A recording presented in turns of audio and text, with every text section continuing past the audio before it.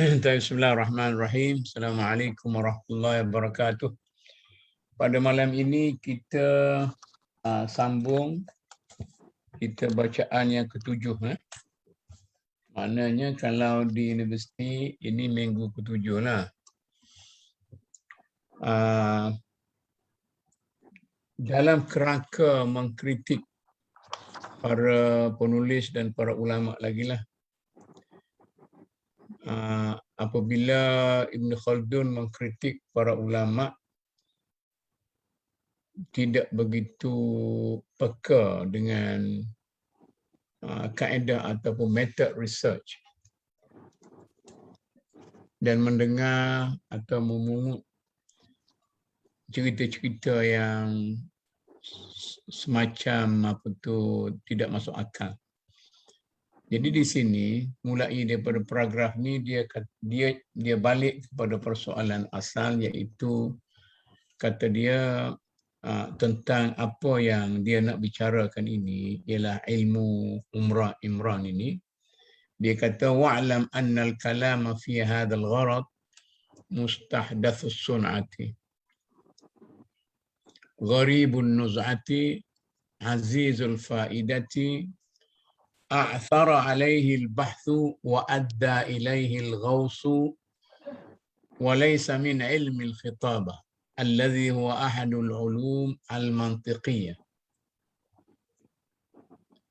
فإن موضوع الخطابة إنما هو الأقوال المقتنعة النافعة في استمالة الجمهور إلى رأي أو صدهم عنه ولا هو أيضا من علم السياسة المدنية إذ السياسة المدنية هي تدبير المنزل أو المدينة بما يجب بمقتضى الأخلاق والحكمة ليحمل الجمهور على منهاج يكون فيه حفظ النوع وبقاؤه فقد خالف موضوعه موضوع هذين الفنين اللذين ربما يشبهانه وكأنه علم مستنبط النشأة. Jadi lidah dia lancang jugalah, bukan jugalah, maknanya sangat mungkin itu jugalah keistimewaan Ibn Khaldun ni. Dia mengkritik secara yang keras. Dia macam apa tu Ibn Qayyim, Ibn Taymiyah juga. Silakan Dr. Meh. Tak jumpa saya ni. Apa tu wa'lam annal kalama, nanti lepas tu follow lah dah. Saya translate di sini dulu. Dia kata sebenarnya bila kita nak bercakap tentang pensejarahan ini, kita kena tahu bahawa ilmu pensejarahan ini ilmu yang baru, ilmu yang susah kita nak uruskan dia, tapi faedahnya banyak. Bukan macam ilmu al-khitabah, ilmu syarahan. Di khitabah ni pada zaman Ibn Khaldun itu ialah sebahagian daripada ilmu mantiq. Maknanya bukan dikira sebagai logik biasa yang merupakan al-khitabah alladhi huwa ahadu ulumil mantiqiyah. Ini bukan ilmu khitabah argument yang berasaskan kepada logik. Tak boleh macam tu. Dia kata kalau kita berasaskan kepada khitabah, logik penceritaan, dia nak bezakan antara pensejarahan dengan penceritaan. Kalau kita boleh bercakap dengan cara yang orang tu boleh terima, macam kita ni, kita katalah penjual ubat yang mahir, daik kambing pun boleh convince orang ini makjun misalnya, untuk menarik pandangan orang ramai. Itu dia kata bukan ilmu ni yang kita nak gunakan untuk persejarahan ini. Begitu juga dia bukan ilmu politik tamadun ilmu politik tamadun ni macam dia kata ilmu mentadbir rumah tangga sajalah. Tetapi dia ilmu mustanbatun nasyati. Ilmu yang kelahirannya adalah berasaskan kepada makna kepada research dalam bahasa kita lah. Maknanya berasaskan kepada research barulah lahirnya ilmu pensejarahan ini. Okey, sambil-sambil cari lah. Jumpa. Cuba dah. Wala umri lam aqif 'ala al-kalami fi munhahu li ahadin min al-khaliqati. Ma adri ali ghaflatihim an dhalika wa laysa adh-dhannu bihim aw la'allahum katabu fi hadha al-gharadi wastawfuhu wa lam yasil ilayna. فالعلوم كثيرة والحكماء في النوع الإنساني متعددون وما لم يصل إلينا من العلوم أكثر مما وصل. فأين علوم الفرس التي أمر عمر بن الخطاب وأمر عمر رضي الله عنه بمحوها عند الفتح؟ وأين علوم الكلدانيين والسريانيين وأهل بابل وما ظهر عليهم من آثارها ونتائجها؟ وأين علوم القبط ومن قبلهم ومن قبلهم؟ وإنما وصل إلينا علوم أمة واحدة وهم يونان خاصة لكلف المأمون بإخراجها من لغتهم واقتداره على ذلك بكثرة المترجمين وبذل الأموال فيها ولم نقف على شيء من علوم غيرهم. Saya dah jumpa dah benda baru ni malam ni dalam program ni. Okey. Jadi kata dia sini, cabang-cabang ilmu tu terlalu banyak. Dan ahli-ahli yang bijaksana daripada pelbagai bangsa ramai bilangannya. Ilmu pengetahuan yang tidak kita ketahui adalah lebih banyak daripada cabang-cabang ilmu yang kita kuasai. Kemana ke ilmu pengetahuan bangsa Parsi yang telah diperintahkan oleh Umar supaya dihancurkan sewaktu bangsa-bangsa Khaldia, bangsa Syria dan bangsa Babilonia, dan hasil peninggalan cendekiawan dan hasil yang ternyata adalah tidak hak mereka. Dan di mana ilmu pengetahuan Mesir, bangsa-bangsa yang mendahului mereka, kita hanya mewarisi ilmu pengetahuan satu bangsa sahaja, iaitu Yunani. Dan itu adalah usaha terjemahan yang dibuat oleh Khalifah Al-Ma'mun. Ini bagi saya penting ni. Jadi kata Ibn Khaldun, kritik dia, apa yang dipegang oleh ulama-ulama pada waktu itu banyak berasaskan kepada ilmu Greek sahaja. Sebabkan ilmu-ilmu lain, ilmu Farsi, Kildan, Syrian, Babil, semuanya sudah dihapuskan, tidak dihidupkan. Maknanya pergantungan tamadun Islam pada waktu itu sumbernya ialah banyak daripada ilmu-ilmu Greek. Di Eropah tu. Daripada ilmu Asia ni tidak ada. Bagus juga tu.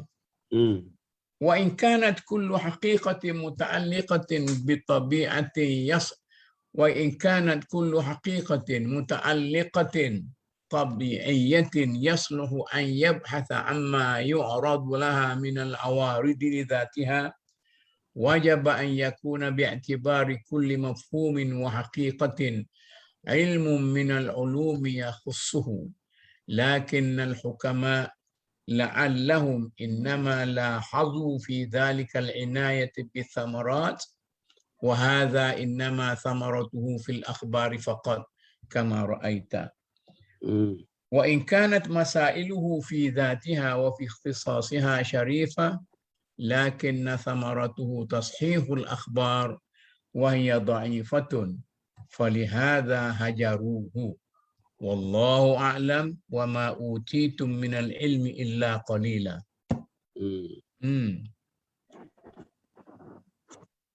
Jadi Al-Ma'mun ni berhasil ya dalam hal khidmat waktu mereka telah membelanjakan banyak wang yang bukan sedikit jumlahnya untuk menterjemah buku-buku Yunani ke dalam bahasa Arab. Tentang ilmu pengetahuan lainnya tak ada yang telah menarik perhatian kita. Tiap-tiap sesuatu yang terjadi yang melibatkan banyak hubungan dan kepakaran haruslah dipelajari. Tajuk yang boleh dipahami dan benar menghendaki kajian yang tersendiri. Sehubungan dengannya, para cedikawan hanya tertarik kepada hasil sesuatu bidang ilmu.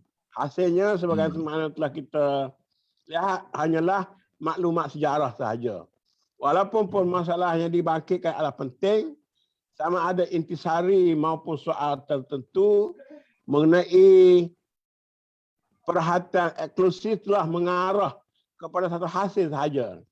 Hanya kepastian terhadap maklumat sejarah.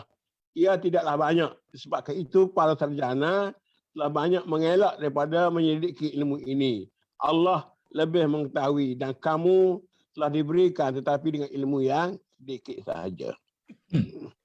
Maknanya persejarahan itu suatu ilmu yang bukan sekadar bergantung kepada data sejarah sahaja. Gitu kan? Dia merupakan satu ilmu yang agak komprehensif. Jadi dia kena kumpul berbagai data berasaskan kepada ilmu-ilmu lain.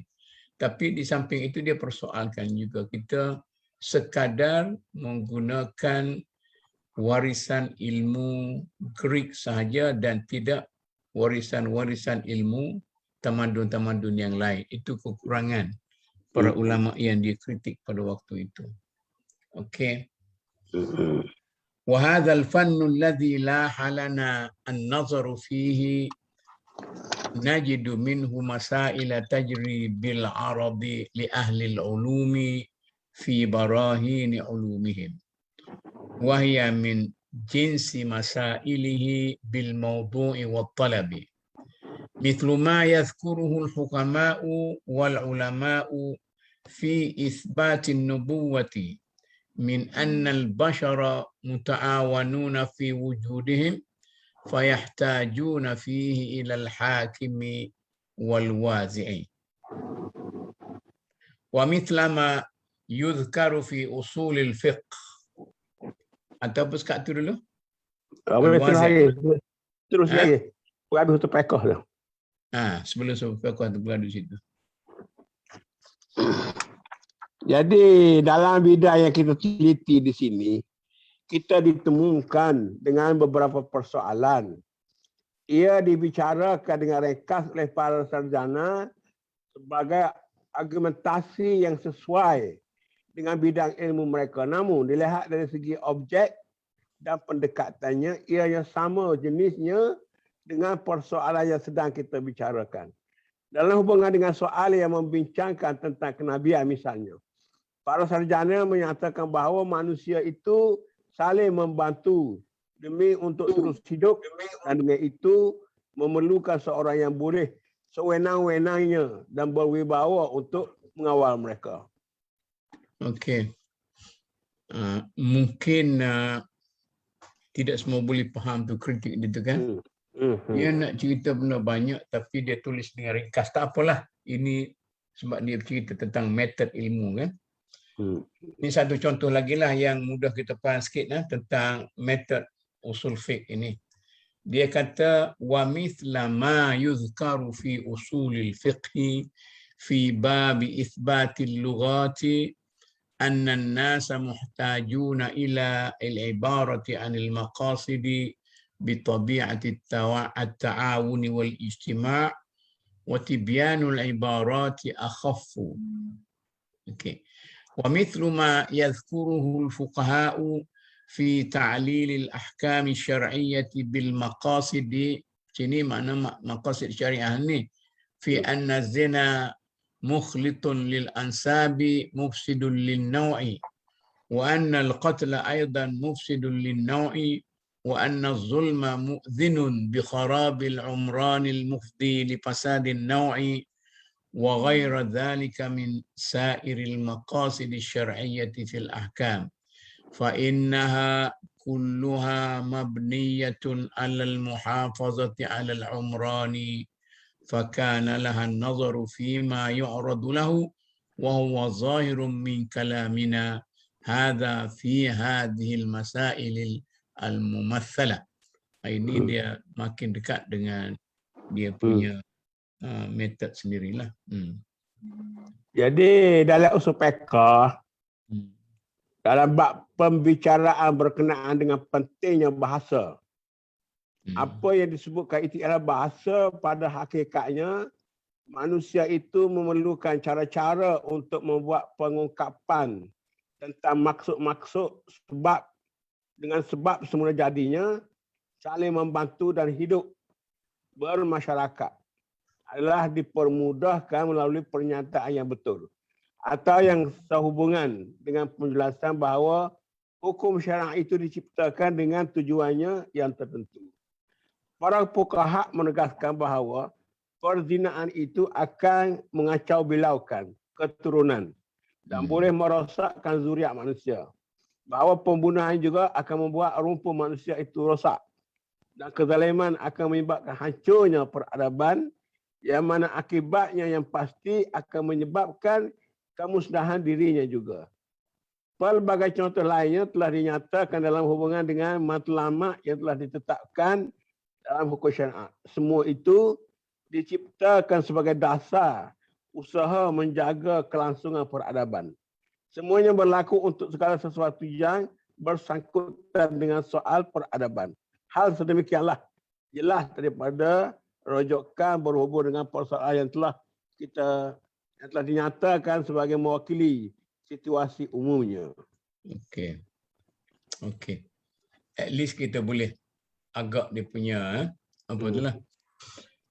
وكذلك أيضا يقع إلينا القليل من مسائله في كلمات متفرقة لحكماء الخليقة لكنهم لم يستوفوه فمن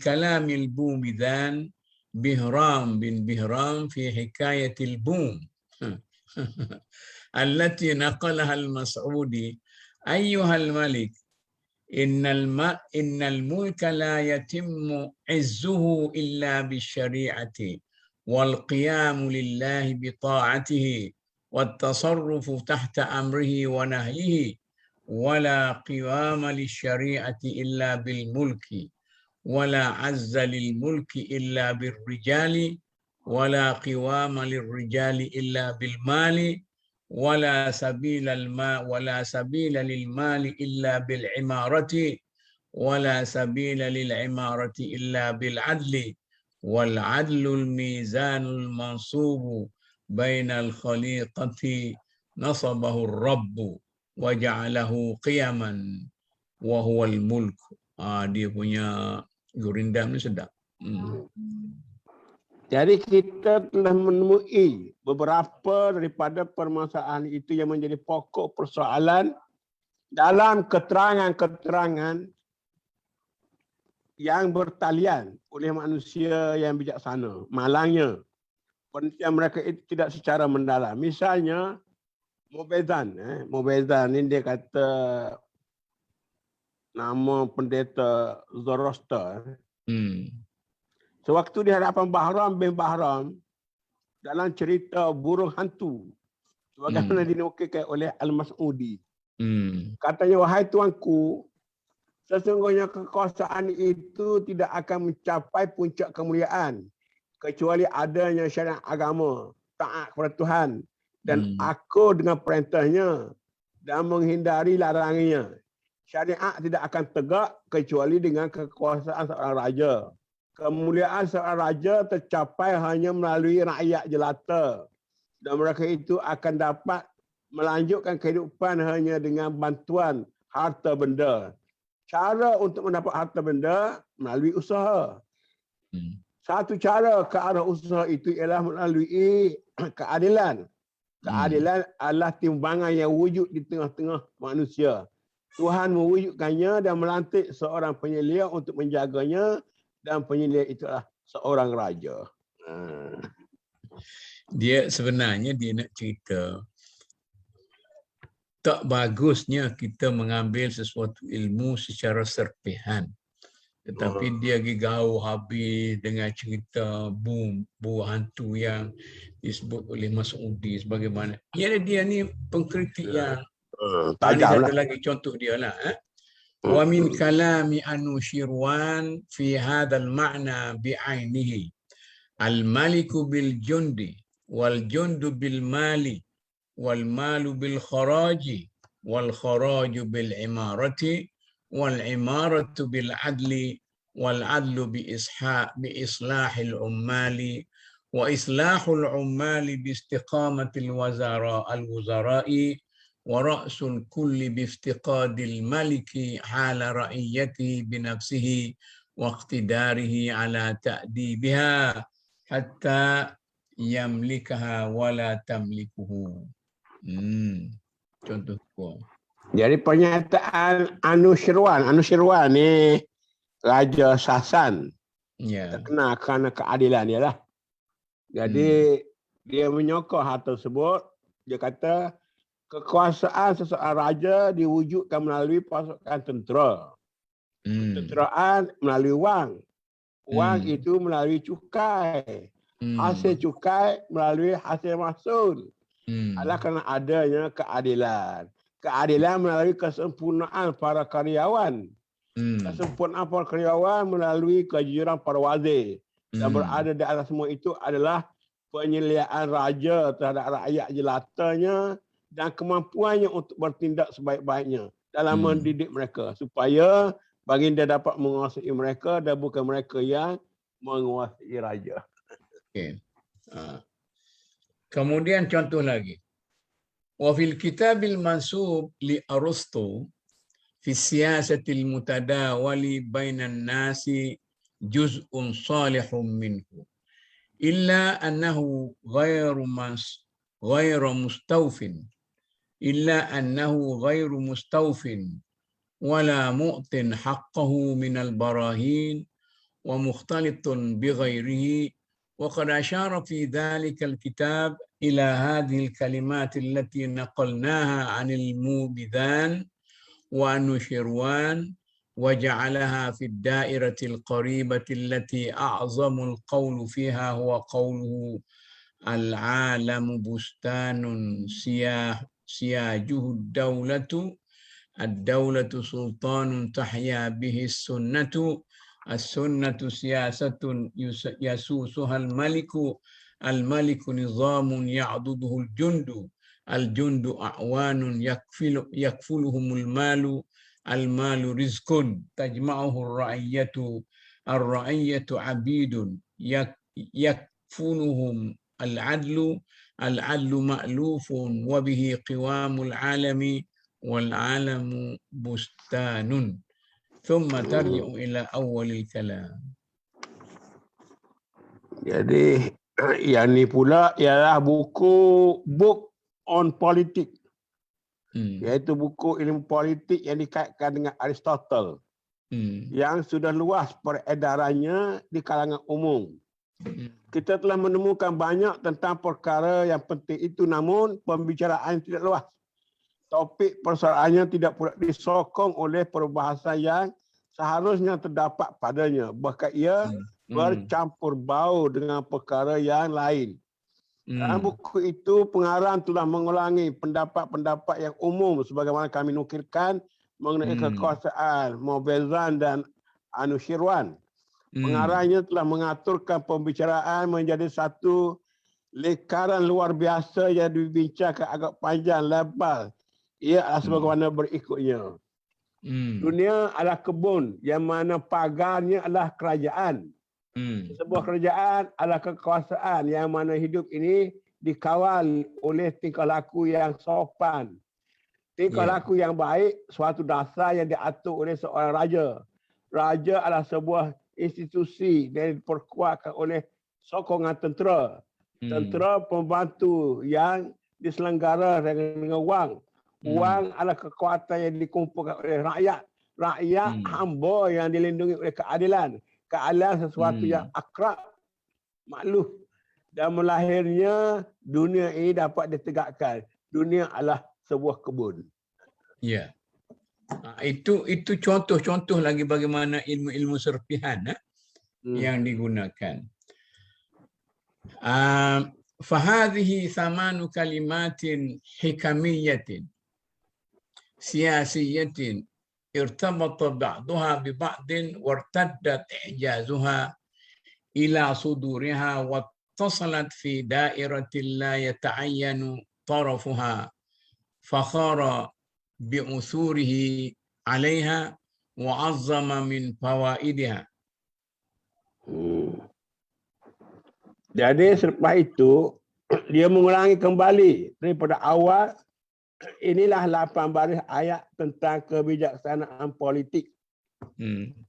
Dia saling mengait antara satu dengan yang lain, yang akhir disambungkan pada yang awal bahagian teks. Ianya ialah satu bulatan tanpa awalan atau hujungan yang pasti.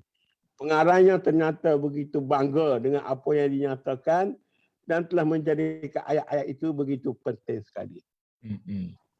وأنت إذا تأملت كلامنا في فصل الدول والملك وأعطيته حقه من التصفح والتفاهم عثرت في أثنائه على تفسير هذه الكلمات وتفصيل إجمالها مستوفيا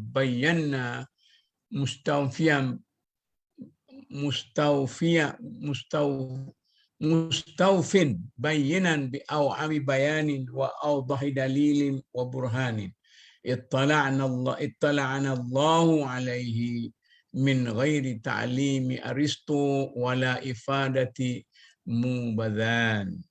Pula. Jadi selepas perbincangan kita dalam bab berhubung dengan kekuasaan raja dan perintahnya telah dikaji dan diberikan perhatian yang kritis, kita akan mendapati ianya satu usaha yang memenatkan, jelas diikuti oleh interpretasi yang terperinci dan pendedahan ayat-ayat yang cukup menerangkan soal-soalannya. Semuanya sebagaimana kita sedari adalah di atas pertolongan Allah, tanpa adanya arahan Aristotle dan tanpa diajar oleh Mubazan. Jadi dia pergi kepada ilmu yang berasaskan kepada petunjuk daripada Allah pula. Maknanya bagaimanapun kalau kita dapat petunjuk pada Allah, maka semua-semuanya ini macam saya pun tak berapa nak boleh faham ke mana dia nak cekok-cekok ni. Wa kadzalika tajidu fi kalam ibn al-Muqaffa wa ma yastatridu fi rasailihi min dhikri siyasat al-kathir min masail kitabina hadha ghairu mubarhanatin kama barhannahu inma yujliha fi dhikri ala manhal khitabati fi uslubi tarassuli wa balaghatil kalami. Jadi kenyataan oleh Ibn al-Muqaffa. Jadi Ibn al-Muqaffa ni Abdullah bin Muqaffa, wafat 759. Ini penyalin Kalilah Dimnah lah ni. Jadi Ibn al-Muqaffa ni dah lanjutan tentang persoalan politik yang kita bicarakan panjang lebar, yang menyentuh banyak masalah dalam pekerjaan kita. Dengan pembicaraan yang kami lakukan, dia hanya membicarakan secara sepintas lalu dalam bentuk prosa yang jelas dan kemahiran berbahasa seorang pemidato.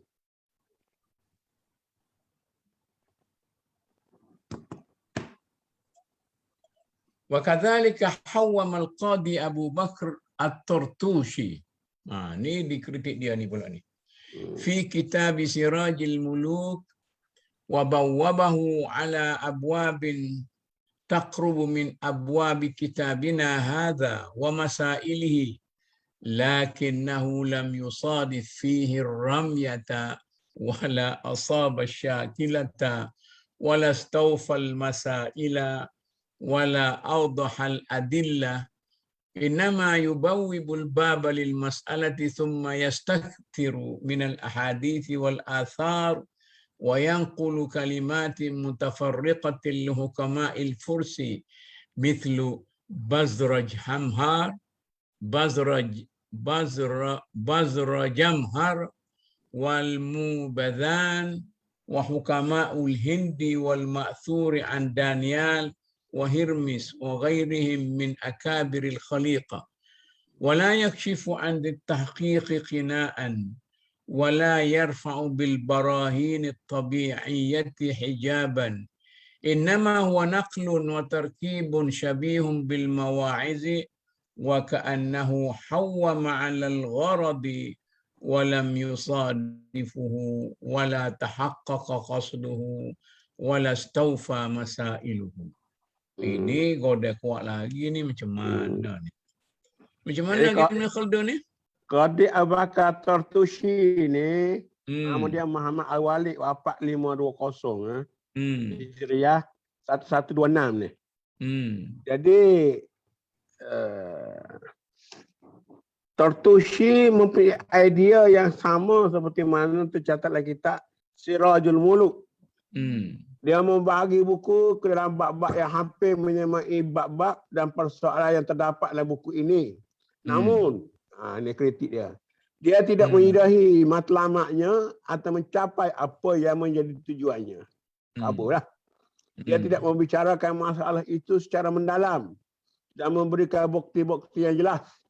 Dia menyediakan satu bab khusus untuk persoalan tertentu. Kemudian dia bercakap tentang banyak cerita dan tradisi-tradisi dan melaporkan pelbagai catatan yang bertabur tentang bijak pandai Parsi seperti Bajrajamhara, Mebozan dan bijak pandai India, dan juga bahaya dikutip daripada ucapan Danial, Hermes dan beberapa pembesar lainnya.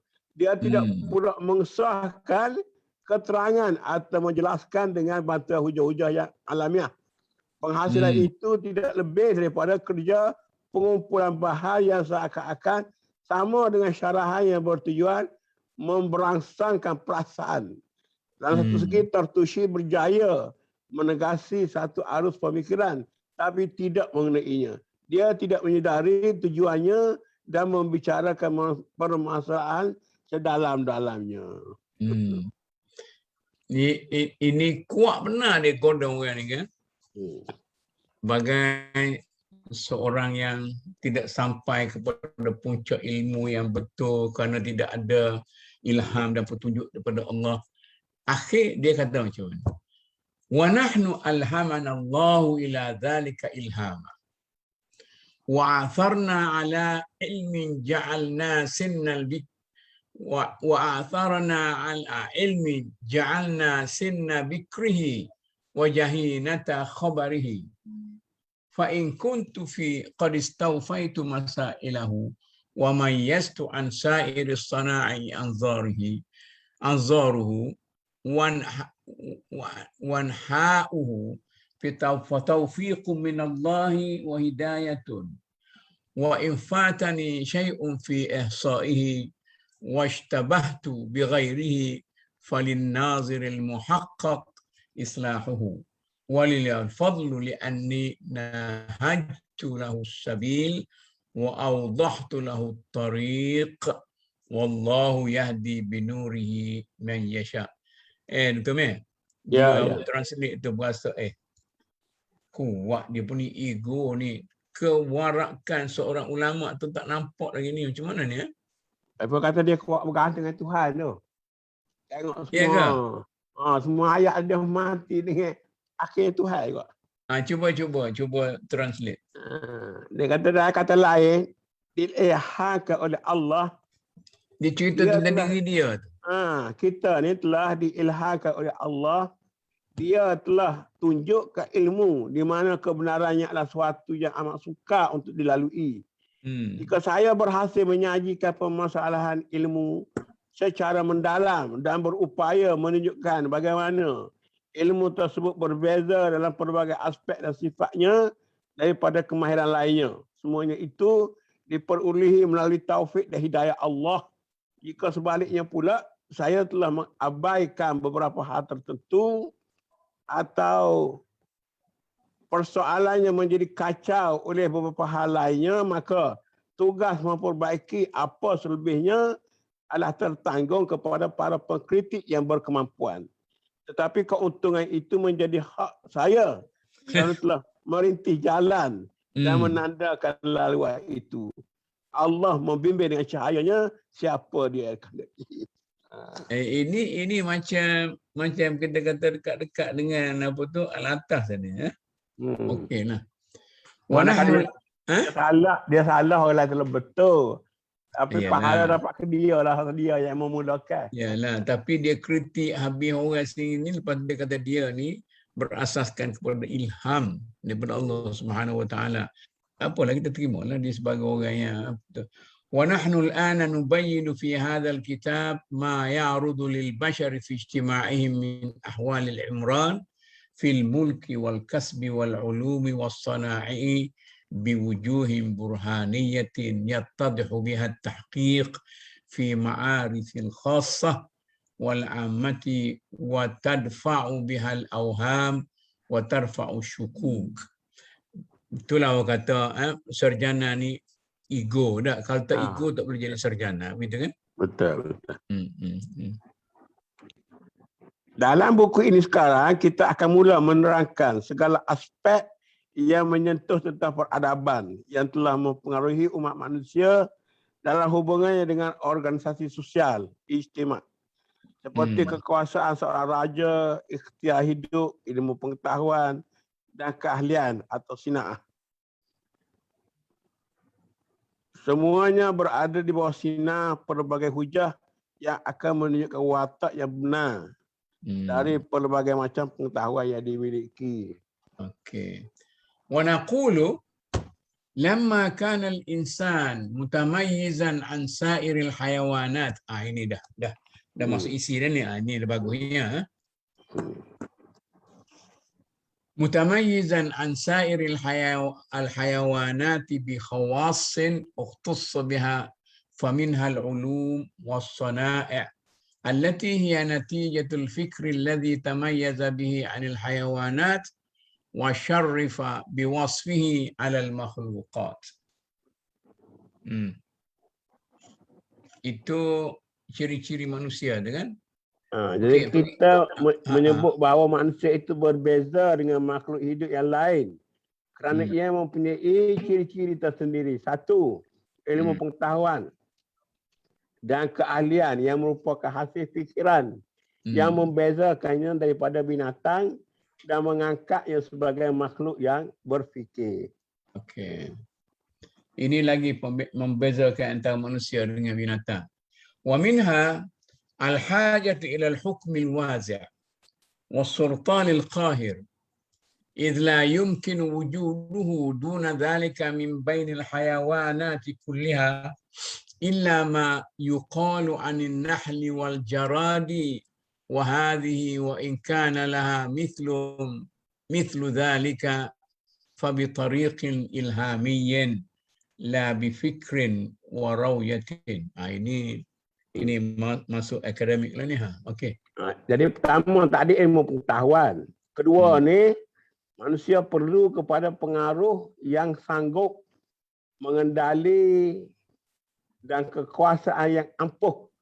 Kerana manusia sendirian dibandingkan dengan binatang lain tidak boleh hidup tanpanya. Alah benar, ada sesuatu yang telah dikatakan dalam hubungan ini mengenai lebah dan belalang. Akan tetapi sekiranya mereka memiliki sesuatu yang seakan-akan ia datang keadaannya melalui inspirasi, bukan melalui fikiran atau pertimbangan. Ya. Wa minha as-sa'yu, ini ciri-ciri manusia lah kan. ومنها السعي في المعاش والاعتمال في تحصيله من وجوهه واكتساب أسبابه لما جعل الله فيه من الافتقار إلى الغذاء في حياته وبقائه وهداه إلى التماسه وطلبه قال تعالى أعطى كل شيء خلقه ثم هدى. Ini dah makin berisi ya. Jadi ini ciri ketiga. Ciri ketiga ni usaha manusia untuk hidup dan perhatiannya dengan pelbagai cara untuk mendapat dan mencapai hidup yang lebih bermakna. Itulah sebabnya mengapa manusia memerlukan makanan untuk terus hidup dan mendapatkan nafkah.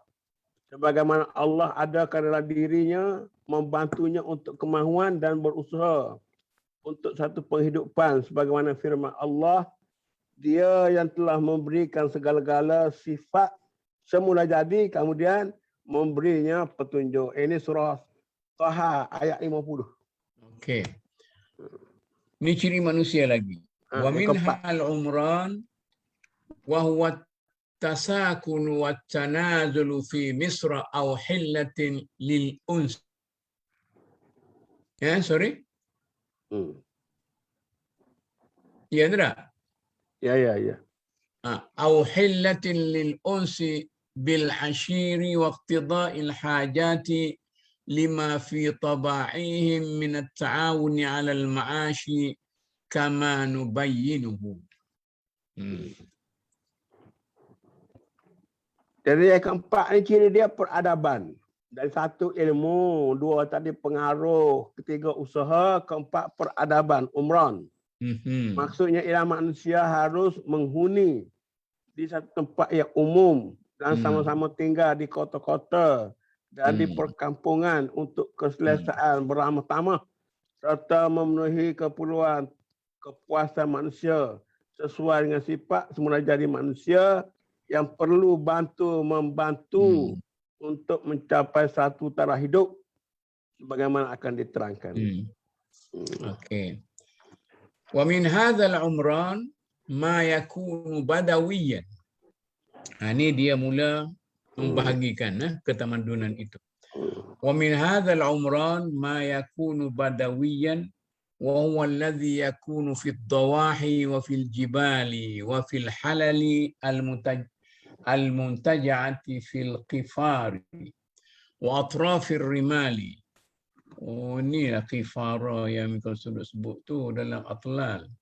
وأطراف الرمال ومنه ما يكون حضريا وهو الذي بالأمصار والقرى والمدن والمدر للاعتصام بها والتحصن بجدرانها. Jadi peradaban sama ada di pada pasir yang disebut sebagai badui seperti yang terdapat di luar suatu daerah dan di gunung-gunung, di tempat terpencil, dekat pada rumput, di kawasan terbiar dan di pinggiran-pinggiran padang pasir, atau peradaban yang berbentuk tinggal menetap sebagaimana terdapat di kota-kota, di desa-desa, bandar-bandar dan masyarakat kecil yang mengisi keperluan sebagai tempat berlindung dan pertahanan dengan cara membina tembok-tembok. Jadi dalam semua keadaan yang berbeza-beza terdapat suatu yang mempengaruhi peradaban, khususnya dalam arti kata suatu organisasi sosial. Ya. وله في كل هذه الأحوال أمور تعرض من حيث الاجتماع عروضا ذاتيا له فلا جرم إن حصر الكلام في هذا الكتاب في 6 فصول. Jadi pembicaraan tentang pendidikan ini secara semula jadi dibahagikan kepada 6 bab. Dia kebahagilah 6 bab ni. Barulah sampai rupa-rupa tadi dia membicarakan itu suatu introduksi kepada Al-Kitabul Awal, kepada kepada bab pertama ni, dia bercakap panjang tu barulah introduction kepada fasal yang pertama ni. Jadi dia nak bagi fasal ni, nak bagi bab pertama ni kepada fasal. Al-awwalu fil umranil bashari alal jumlati wa asnafihi wa qistihi minal ardi. Saya baca semua nah. والثاني في العمران البدوي وذكر القبائل والأمم الوحشية والثالث في الدول والخلافة والملك وذكر المراتب السلطانية والرابع في العمران الحضري والبلدان الأمصار والخامس في الصناعة والمعاش والكسب ووجوهه والسادس في العلوم واكتسابها وتعلمها. Jadi ni sebenarnya tamhid dalam pendahuluan lagi lah ni kita ni. Ya. Jadi dikata ni perkara dia nak bincang ni, satu, peradaban manusia secara umum. Dia cakap tentang peradaban. Dengan kepelbagaian jenis dan bahagian bumi yang disifatkan berperadaban. Yang kedua, tentang peradaban daripada pasir. Termasuk laporan tentang masyarakat pengembara dan bangsa-bangsa yang tidak bertamadun. Ketiga, tentang kerajaan-kerajaan, khalifah dan kuasa raja. Termasuk satu perbincangan tentang tingkatan dalam kerajaan. Keempat, tentang peradaban mereka yang tinggal menetap negara-negara dan bandar-bandar besar. Kelima, tentang keahlian, cara mendapatkan pencarian hidup, usaha hidup, kasab dengan pelbagai aspek. Dan akhir sekali tentang ilmu pengetahuan, cara memperolehi dan mempelajarinya. وقد قدمت العمران البدوي لأنه سابق على جميعها كما نبين لك بعد وكذا تقديم الملك على البلدان والأمصار وأما أوكي. Jadi saya telah membincangkan tentang peradaban di padang pasir terlebih dahulu sebab ia adalah peradaban yang mendahului yang lain. Yang akan menjadi lebih jelas kelak pembicaraan mengenai kuasa seorang raja dibicarakan sebelum sebuah negara dan kota-kota besar ada alas sebab yang serupa. وأما تقديم المعاش فلأن المعاش ضروري طبيعي وتعلم العلم كمالي أو حاجي والطبيعي أقدم من الكمالي. Jadi pembicaraan mengenai kuasa raja dibicarakan tadi, pembicaraan mengenai usaha hidup didahulukan sebelum memperkatakan mengenai ilmu pengetahuan sebab usaha hidup adalah suatu kemestian dan semula jadi. Sedangkan mempelajari ilmu pengetahuan suatu bentuk kemewahan dan keselesaan. وجعلت الصنائع مع الكسب لأنها منه ببعض الوجوه ومن حيث العمران كما نبين لك بعد والله الموفق للصواب والمعين عليه. Jadi akhir sekali dia kata segala sesuatu yang sifatnya alami harus didahulukan daripada soal-soal kesenangan. Saya memasukkan kerja tangan bersama dengan kegiatan mencari penghidupan yang menguntungkan. Sebab ia tergolong dalam kumpulan yang akhir dari beberapa segi tertentu sebagaimana halnya dengan peradaban seperti mana yang akan menjadi jelas nanti. Allah memberi kejayaan dan pertolongan. Okey. 2 kali. Maknanya dua kuliah lah kita ni tentang intro dia. Baru masuk bab dah. Intro dia kepada kitab pertama tu, fasa pertama tu. Jadi baru depan ni barulah masuk isi lah. Tahu minggu dah intro saja. Okeylah. Ada apa-apa soalan ya? Perbincangan lah. Soalan takut berat sangat, takut payah nak jawab.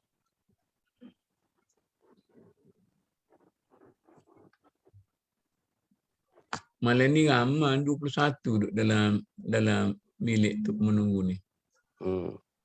Ada nak tanya ke? Kalau tak ada, kita Setakat itulah. InsyaAllah. Mungkin minggu depan ni tengah petang pula lah. Biasa. Okey. Okey, kalau dah tak ada apa-apa pertanyaan, kita mana kita berhenti setakat ini dulu. InsyaAllah kita jumpa pada minggu hadapan. Wabillahi taufiq. Wassalamualaikum warahmatullahi wabarakatuh. Waalaikumsalam. Waalaikumsalam warahmatullahi wabarakatuh.